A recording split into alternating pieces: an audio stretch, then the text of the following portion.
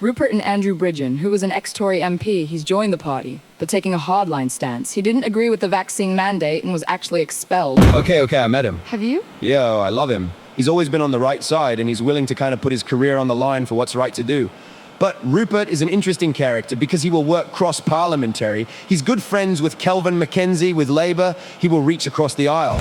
And I think he will allow people like from the Tories, from Labour, whoever wants to come across. That is authentic. Yeah, exactly, authentic. And do you think that that's what might just win here is instead of all the, like whenever a politician gets asked a question, you know how that goes, with Rupert Lowe, you've got the opposite.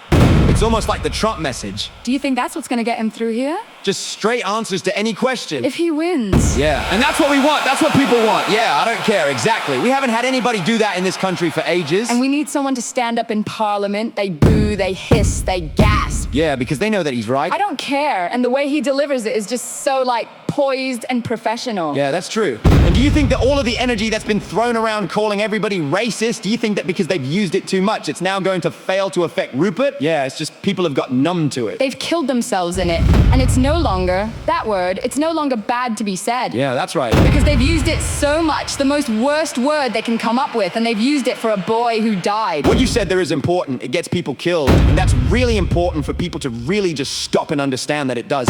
We're in a world that fights that, and people are still being cavalier about it. So I didn't know whether to walk towards it or not, and I'm really glad I did, because I'm really glad to have met you and had a conversation. You've come all the way from Kent, and they've come from Kent, and then they've turned up, and no one's here for them. I feel terrible for them. I feel really bad for them. It takes hours. That's why they're on their way. They're in the motorcade. The motorcade! Oh yeah, I think they were, but they were squashing us a bit as well, so it was quite, yeah, they were trying to push back from the front. You know, they're pushing out into the road, so that was a little bit difficult, but other than that, don't get me wrong, it was okay, and it was good that we got lots of support from different places, and big people could have been a bit Tommy and Co. were on the road, wasn't they? Yeah, Tommy, the culture secretary, Frank Jenks, Tommy and Co. And yeah, we did. And then you had Richard Tice, and then all those guys, and then you had, I think it was AOC was up there, and then but you also had the Southampton Patriots, which arranged this, a guy called Craig.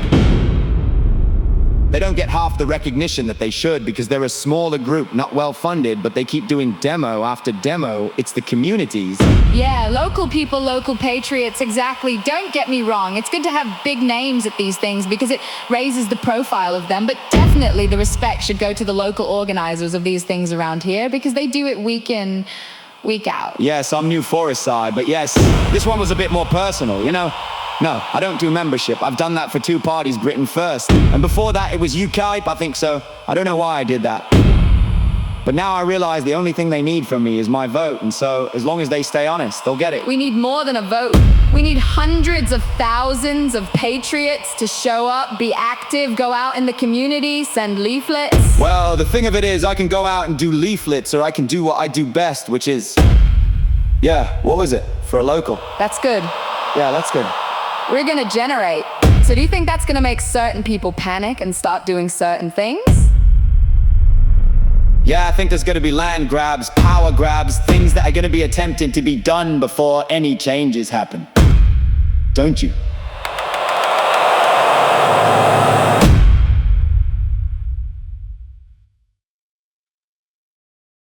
It's just the news now. Yeah, Hampshire. Yeah, Hampshire and Isle of Wight. I know. Exactly. They're totally indoctrinated. Yeah. Yeah. And that means showing further towards a sigh. A sigh. The very thing that they should never be doing. Yeah. And the thing of it is as well is, people will say it's extreme. I think they were caught, they were revealed. And that wasn't the exception. I'm not saying it's the rule either, but I think it's somewhere in between. I think that happens a lot more than we know, wasn't it? Still hasn't been covered, but oh, it has now. Because of that was probably covered because of the online presence of it. I've said the same thing. How is it possible?